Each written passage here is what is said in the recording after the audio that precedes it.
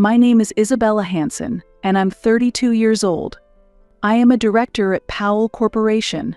I've poured my passion into my work, steadily climbing the career ladder. As I traced the rim of my coffee cup, I gazed out at the Manhattan skyline through the large glass window, a view that was the result of 10 years of dedicated work. To others, my life might seem like a picture of success. However, behind my success were sacrifices I've made since childhood. I am the eldest of 3 sisters, with Jocelyn 2 years and Lindsay 6 years younger. Both of my parents worked, always busy with their jobs and managing household chores. It was just after Lindsay was born when my mother said, "Isabella, can you watch Lindsay for a bit?" "I'll be right back." That a bit turned into 3 hours, and I continued to soothe the crying Lindsay. When my mother returned, she said, "You're such a lifesaver, Isabella. Not many could do what you do." That was the beginning. Soon after, for every small errand like shopping or dining with friends, my mother started leaving my sisters with me. While my friends played outside after school, I was at home taking care of 4-year-old Jocelyn and baby Lindsay. One summer day when I was 12 years old, my parents called to say they would be late from work. With nothing in the fridge, I opened a cookbook and decided to make pasta sauce from scratch. I stood in the kitchen, clumsily chopping tomatoes, crushing garlic, and dicing leftover vegetables. Considering it was my first time cooking, I thought it turned out pretty well. My parents were delighted and said, "Isabella, we'll count on you for dinner from now on." From that day, preparing weekday dinners became my special job, and I started making dinner before doing homework. As I turned down more invitations to play, "Isabella is busy" became synonymous with me. By the time I was 16 years old, I was managing most of the household chores. Mornings involved waking up my sisters, preparing breakfast, and then off to school. Evenings were for shopping and dinner prep. Weekends meant laundry and cleaning. One day, I expressed my desire to audition for the school play. My mother looked puzzled and said, "But the house can't function without you." My father added, "Isabella is so responsible, she would prioritize family over anything else." That night, I quietly cried in my room. Like many other dreams, my acting ambitions were sidelined for the needs of my family. I vividly remember the spring break of my 18th year. For the last spring break of high school, I had planned a trip to Miami Beach with friends. Saving money from a part-time job for 6 months, it was to be my first trip just with friends. My suitcase was packed, and the plane ticket was ready. On the eve of departure, my parents suddenly appeared in the living room. "Isabella, we need to talk," my mother said with a regretful look.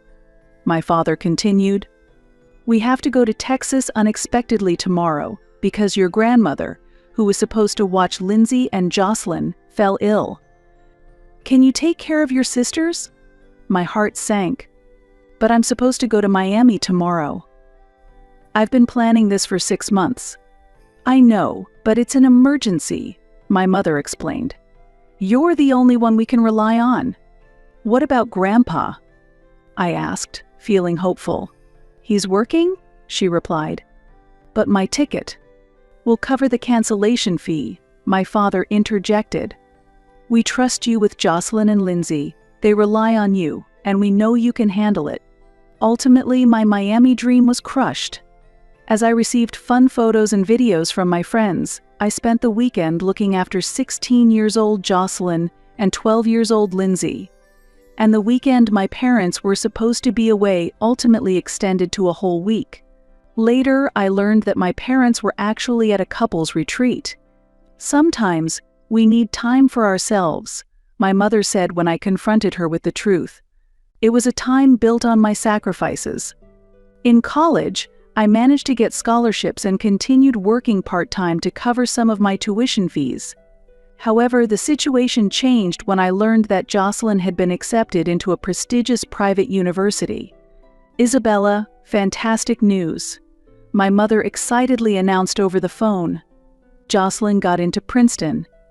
"Congratulations," I sincerely responded. Jocelyn was always studious. But there's one problem, my mother continued. The tuition, and with Lindsay coming up, it's a bit tough for us alone. I immediately understood. Mom, I don't have that kind of money. But you're receiving a scholarship, right? Plus, you work part-time. That's for my tuition. Jocelyn should work part-time too. Isabella, Princeton is an opportunity for Jocelyn. Unfortunately, she didn't receive a scholarship, and she wants to focus on her studies. My father joined the conversation.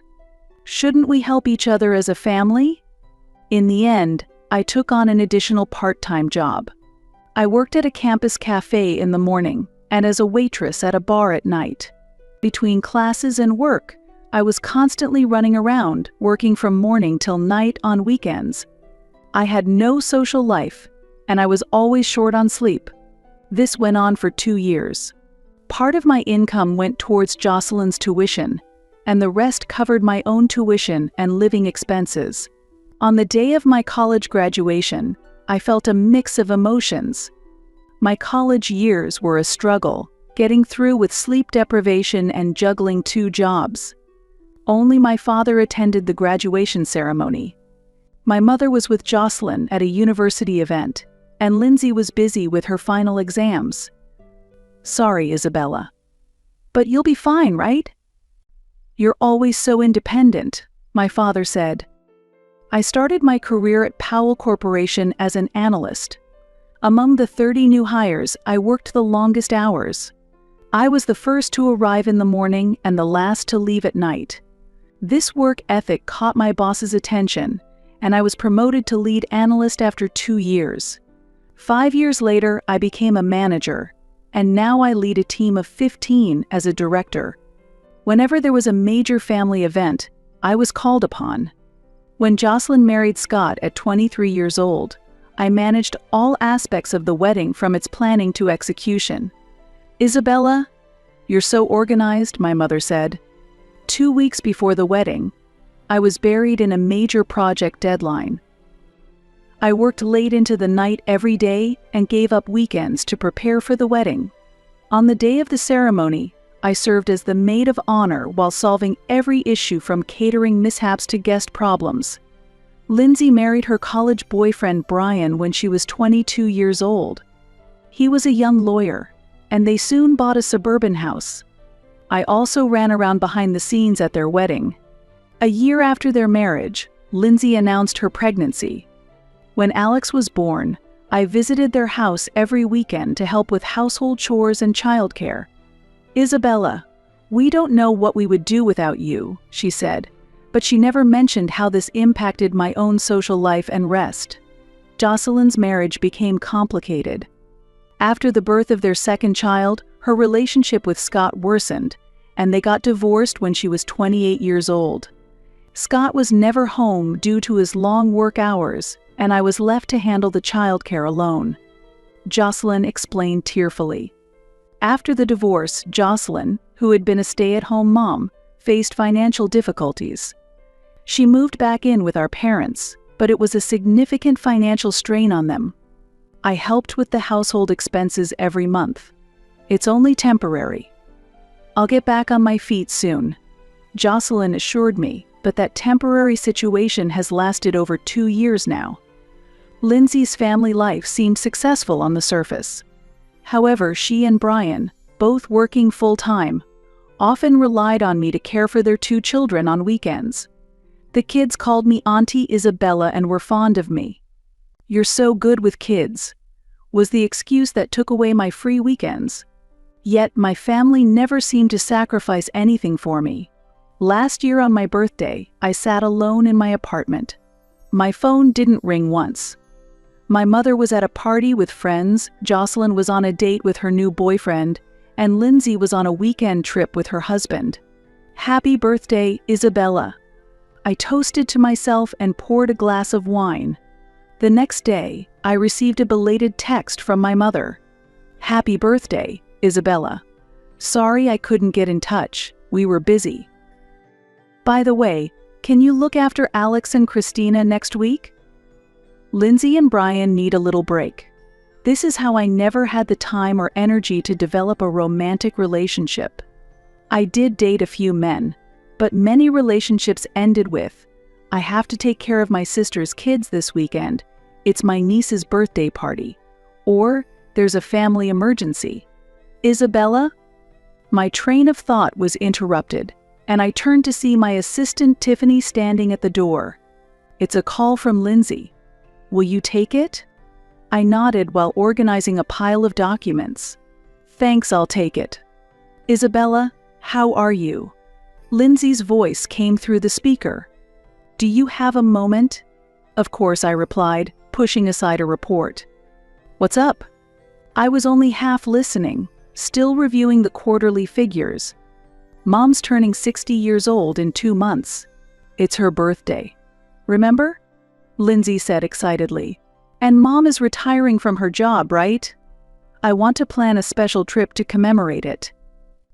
We all want to chip in for it, but Jocelyn doesn't have the means.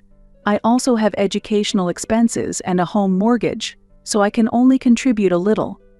That caught my attention. "How much are we talking about?" I almost spit out my coffee when Lindsay replied. The amount was equivalent to 3 months of my salary. "I know it's a lot." Lindsay quickly added, "But it's for Mom." "That's fine." I hesitated for a moment, but then stopped myself from thinking too much, as usual. "I'll send the money right now?" I said this as I opened my bank app. "Thank you." Lindsay's voice was filled with relief. "Oh, and one more thing. I need you to take a week off work for the celebration. It's a special plan. I'll keep the destination a surprise until the day we leave. Jocelyn and I have everything arranged. And make sure you don't schedule any work during that time." I got it. After that conversation, weeks flew by with meetings and deadlines. I occasionally wondered what my sisters were planning with that money, but whenever I asked, I only got vague responses. Work took priority, and Mom's birthday celebration was pushed to the back of my mind. Then, the designated day arrived. I closed an important deal, leaving the office with a feeling of comfortable exhaustion. It was finally time for Mom's birthday celebration. According to messages from my sisters, we were to gather at our parents' house and leave from there. I loaded my carry-on into the car and headed to my parents' home. When I arrived, I noticed several familiar cars parked on the street. I pressed the doorbell lightly, expecting my dad to open the door as usual, but instead, Jocelyn's 5-year-old son Matt appeared. "Auntie Isabella," he exclaimed joyfully. "Hello, Matt." I smiled, though I was a bit confused. "Where's Mom?" "Everyone went out," he answered nonchalantly. I entered the house and made my way to the living room, where I found 3 kids scattered about. Lindsay's baby Christina was sleeping on a play mat, and her 3-year-old son Alex was playing with blocks. Jocelyn's daughter Hannah was drawing. However, no adults were in sight. "Where did everyone go?" I asked Matt. He shrugged. "I don't know. Grandpa said that Auntie Isabella would be here soon and to stay quiet until then." I hurried to the dining table. There was an envelope there with my name on it. With trembling hands, I opened it and found the following note. "Isabella, we've already left for a week at Sunnyside Resort. This is our adults' only trip. After years tied down by childcare, we finally get to enjoy some freedom without the kids. We've stocked the fridge with food for the kids. The emergency contact list is on the kitchen counter. Make sure Alex gets his medicine at 4 p.m. Don't worry, we'll take lots of pictures to show you when we get back. Enjoying adult conversations and cocktails. Love, Mom." P.S. Jocelyn checked the resort's babysitting service, but it was fully booked. "The kids are comfortable with you, and this was the best way. Don't take it the wrong way. Just do your best for us as usual." There was no other way. I read the note again, in disbelief. They had really left me behind. Without consulting me, without my consent. and with my own money. I took out my phone and called Mom immediately. It went to voicemail. I tried Lindsay, then Jocelyn, with the same result. Finally, after several attempts, Lindsay answered. "Hey, Isabella." She sounded hesitant. "Have you arrived at the house?" "Lindsay, what is this?" I asked, struggling to keep my anger in check. "You left me behind?" "Listen, Isabella." She became defensive.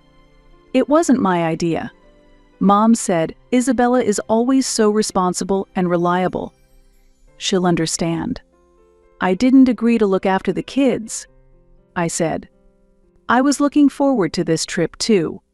"But you get along with the kids," Lindsay excused. "And since you're single and don't have children, you don't really need a vacation like this, do you? We just want to enjoy some adult time. We've been tied down by the kids for so long, don't we deserve a little break?" Her words broke something inside me. "Listen, I'll call a professional babysitter right now. That way, I can catch a flight and join you." "That won't work," Lindsay exclaimed. "We can't leave the kids with someone they don't know. Alex gets anxious around strangers, and Christina is still a baby. Honestly, we just want some time away from the kids. Isabella, please. Can you watch them for us? Just like you always do." "Just like I always do?" I repeated, feeling the anger rise. "Yes, you're always so dependable. Ever since you were little," she said nonchalantly. "You've always done everything for us." Something clicked in my head. "For everyone?" I said in a low voice. "Yes, always for everyone. But Lindsay, this time it's different." "I won't do it." "What do you mean?" Panic tinged Lindsay's voice. "I'm calling a professional," I stated firmly, "for the children's safety." "Professional? What do you mean?" "Isabella, stop." I hung up the phone. My hands were shaking, but my next steps were clear. I called the police and explained the situation. Next, I contacted the National Child Abuse Hotline. They promised immediate action. After that, I sent the same text message to the entire family. The children have been left unsupervised. I have reported this to the police and Child Protective Services. I suggest you come back immediately. Within minutes, my phone began to ring. I ignored it. Instead, I sat down in the living room and began playing with the kids, ensuring they did not feel anxious. About an hour later, a police car arrived at the house. 2 officers entered and began assessing the situation. 30 minutes later, a social worker from Child Protective Services also arrived. I explained everything to them. As the sun began to set, the front door burst open, and my panicked mother rushed in. Behind her were Lindsay, Jocelyn, and the rest of the family. "Isabella," my mother exclaimed.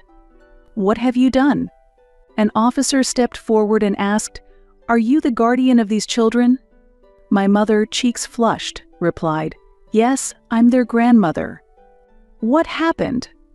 The situation of minors being left without proper supervision was discovered by Ms. Johansson, who appropriately reported it to the authorities, the officer stated sternly. "But," my mother faltered, "Isabella was supposed to take care of them," she agreed. "No, Mom," I said quietly. "I didn't hear about it, nor did I agree. You all just assumed." The social worker stepped forward and requested identification from all the adults. They were then asked to accompany the police to the station. After hours of questioning and explanations, the police contacted me to clarify the situation. Meanwhile, I stayed at the house with the children. Ultimately, my parents and sisters were charged with child neglect. The children were temporarily placed under my supervision. The family was enveloped in shock and shame. They returned from the police late that night. The next morning, I gathered everyone in the living room. The children were playing in another room. "I have always said yes," I began calmly. "Even when I was tired from work, even when I had important meetings. I always helped you. But this time, you crossed a line. You took my time, my money, and my dignity. But Isabella, my mother said through tears, you've always done everything for the family. That's the problem, Mom, I said. You've forgotten that I have a life of my own. My choices, my hopes, my dreams. I love my family, but I'm done being taken advantage of. Don't you like the kids? Jocelyn asked in a soft voice. Of course I love them, I replied. But loving them and being forced to take care of them for a week without prior consultation, while the rest of the family goes on a vacation with my money, are completely different issues. Silence took over the room. I stated firmly, you all need to face the consequences of your actions. I have sacrificed for you for many years. I've had enough. Isabella, my mother exclaimed in shock. We raised you. Yes, you raised me, I said quietly. I am grateful for that. But that doesn't give you the right to use me indefinitely. From childhood, I was the one who looked after Lindsay and Jocelyn when we got home from school. While they played with friends, I was the one preparing dinner and helping with homework. That's because you were the eldest, my father excused. No, I shook my head. It's because you took advantage of me. You knew I was responsible and wouldn't say no. But that doesn't mean we're not family, Jocelyn exclaimed. Family? I laughed. Being family means it's okay to go on a trip with the money I provided, without my consent, and leave me to look after 4 kids? Is it okay to take for granted all the sacrifices I've made for the family? The family fell silent. Anger, sadness, and fear appeared on their faces. What should we do now? Lindsay asked in a low voice. That's for you to figure out, I said. I'm going to live my own life. A year had passed. After the intervention of the police and Child Protective Services, my family paid a significant price. My parents were charged with child neglect and were ordered to do community service. Lindsay and Brian and Jocelyn faced restricted custody of their children, with supervised visits and mandatory parenting classes. My father's business partner terminated their contracts out of fear of scandal, and our family's financial situation rapidly deteriorated. I had cut off contact with all of them. At first, tearful calls from my mother and angry messages from Lindsay and Jocelyn flooded in. They claimed I had overreacted and accused me of betraying the family. However, those gradually subsided. One rainy afternoon, there was a knock at my office door. There's someone here to see you, Tiffany said. It's your mother. I took a deep breath. Let her in. My mother had aged, her shoulders slumped.